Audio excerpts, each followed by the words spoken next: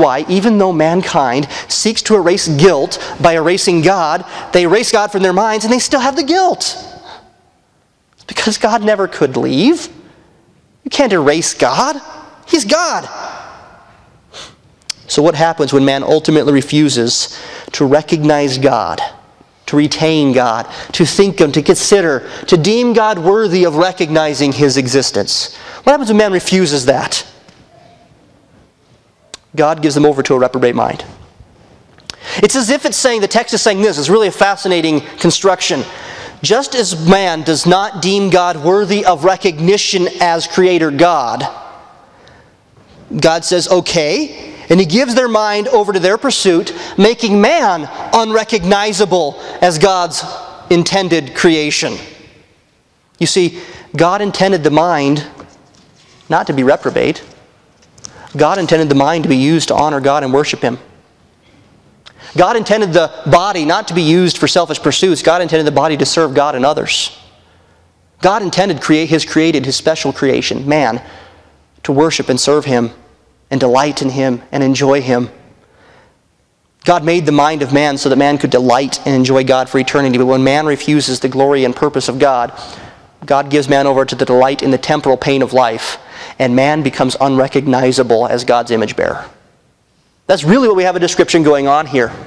Man refuses to recognize God, so God gives them over to be unrecognizable as His creation, as His special creation, His image bearers. And that's why we call this the further plunge into depravity and decadence. Because the more man refuses God, the less he looks like God's special creation, the more he looks like animalistic behavior. The further they run from God, the further they are unrecognizable as God's children, God's created children. Why does God give man over? Why does God give man up?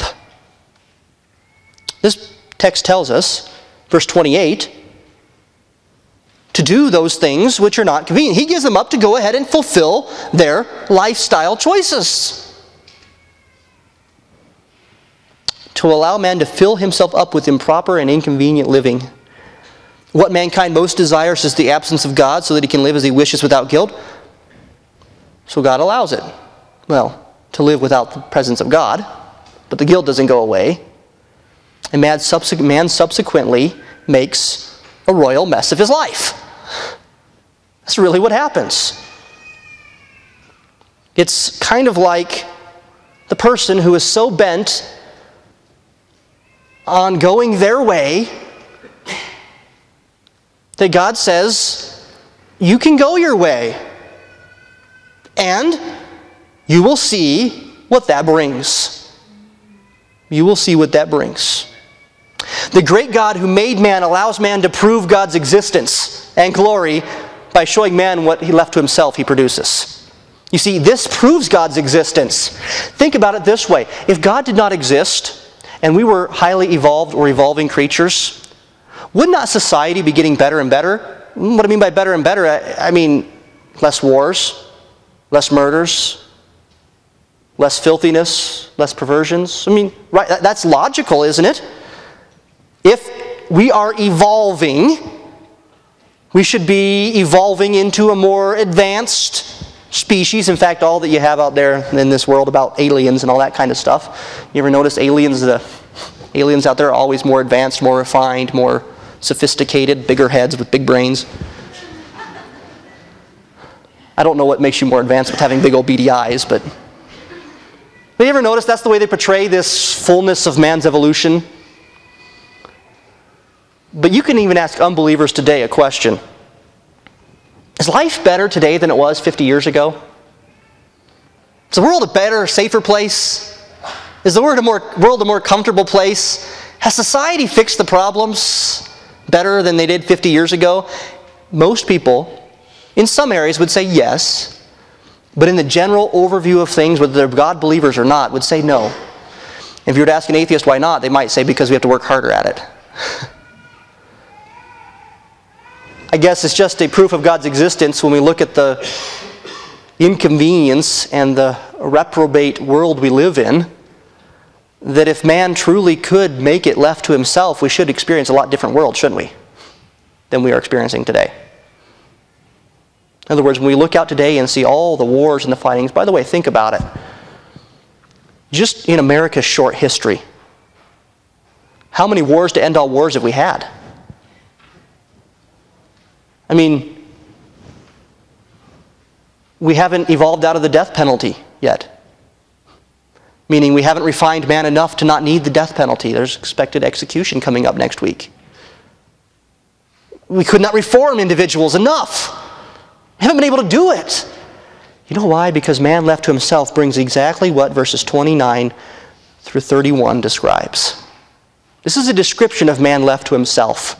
This is a description of the reprobate mind, the depraved mind that God gives man over to. A reprobate or depraved mind is one that is void of God and filled with unrighteousness. A mind that is bent towards satisfying the flesh and selfish pursuits. A mind unworthy of esteem or acceptance. But God is not unjust, because this mind would not esteem God worthy of acceptance or acknowledgement, right? And that's why it's a mind unworthy of esteem. And this is why he begins the description of a reprobate mind, verses 29 through 31, with the phrase, being filled. The idea of that word, filled, is filled up, filled to the brim, overflowing, being filled up. God desires man to be filled with the glory of being in relationship with God. But a reprobate or depraved mind fills itself up with that which God describes as wicked and unrighteous. Being filled with all unrighteousness. Literally, all kinds, all varieties, all types of unrighteousness. And he goes on to describe some of that unrighteousness in verse 29 through 31. Being filled with all of this. Now, understand, it's not that the depraved mind tries to be all the bad things listed here. It's not that man goes out and says, how can I be malicious? How can I be full of murder? How can I be full of covetousness? No, this is not what man seeks to do. This is the result of God giving man over to just do what he's going to naturally do. This is what God has given man up to. In fact, the conscience of God and His wrath is still present, and so man is still trying to suppress that knowledge, and so reprobate mind is actually seeking to fulfill itself with good things. The reprobate mind is not seeking the bad things, it's seeking good things. But because it's depraved, it cannot fill itself up with good things. The ungodly heart may seek after love, but it's not satisfied, and that love becomes lust, self-aggrandizing, and self-exaltation. The ungodly mind seeks after relationships, but those relationships are hard and they find themselves either being victimized or victimizing. What I'm trying to express is that it's not that the pagan, the hedonist, the reprobate mind is trying to be unrighteous, but he can't do anything else. It's what he is. God has given him up to it. God has given him over to it. God has said, go the direction you want to go. And mankind says, we'll make it good. And then it's not. And there's futility, vain, foolishness involved. He can't do anything else because he has refused God's glory. He cannot do righteousness. I think that we have, and this is a little parenthesis of a thought for us as Christians, I think we've missed the reality after being a Christian for some time. For those that maybe have been saved for a while, we see people given over to extreme lust and degradation. We see individuals who are opposed to God and are burdened by the sin and filth of wicked living. And we want them sometimes to clean up before they come to Christ. We want the depraved person to stop being so depraved so that we can get the gospel to them, in a sense. We might not say that, but I think we can at times indicate that by saying something or a scenario, something like this. We might even say about a non-Christian, we don't know, and yet we notice that they are hardworking, clean-cut, married with cute kids, and keep their yards neat and tidy. And we might think this in our minds, boy, they would make a good Christian. And the reason why we think that is because they're not as depraved as this other person, at least on the outside. And we kind of want people to be Christians who are already not so much work. They're already clean-cut a little bit. And yet what we're forgetting all along is, what makes us think that when God saved us, we weren't a lot of work?